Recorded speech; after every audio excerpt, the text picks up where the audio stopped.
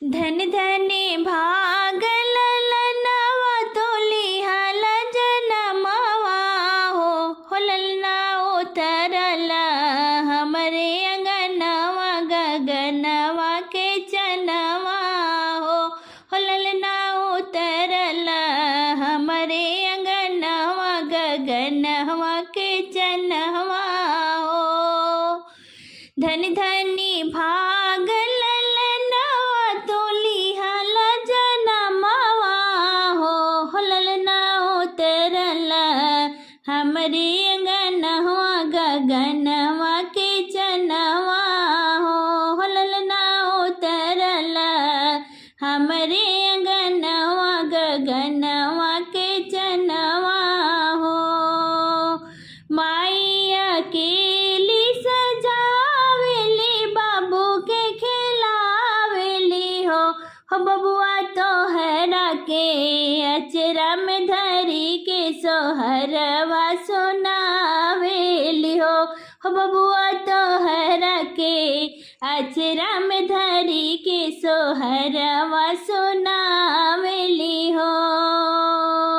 धन धन भाग ललनवा तुलिहल जनमवा हो ललना उतरल हमरे अंगनवा गगनवा के चनवा हो।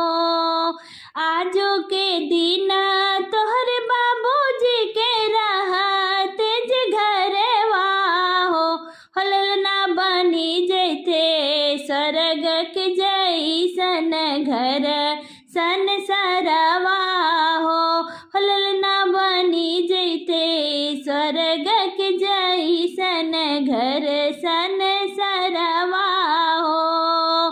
आजो के दिन तोहर बाबूजी रहत जे घरवा हो ललना बनी जैते स्वर्ग के जैसन घर संसारवा हो।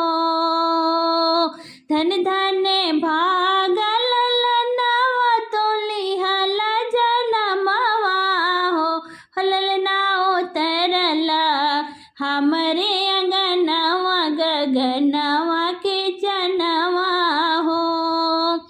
आज के दिनवा न जाने कहेला काहे मनवा हो अपना गोदिया में लेके खिलाई हम आपन ललनवा हो ललना हो अपना गोदिया में लेके खिलाई हम आपन ललनवा हो।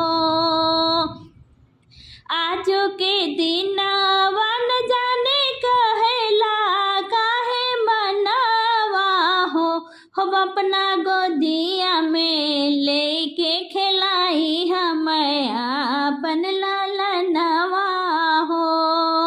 धन धन भाग ललनवा तुलिहल जनमवा हो ललना उतरल हमरे अंगनवा गगनवा के चनवा हो। अंगना में उतरल होई गगनवा के चनवा हो अपना गोदिया में कैसे खिलाई हम आपन ललनवा हो अपना गोदिया में कैसे खिलाई हम आपन ललनवा हो। अंगना में उतरल होई गगनवा के चनवा हो अपना गोदिया में कैसे खिलाई हम आपन ललनवा हो। धन धन भाग ललनवा तुलिहल जनमवा हो ललना उतरल हमरे अंगनवा गगनवा के चनवा हो। माई आशीष दिली तोहरा के आज के दिनवा हो ललना बड़ा होके करी है उजाड़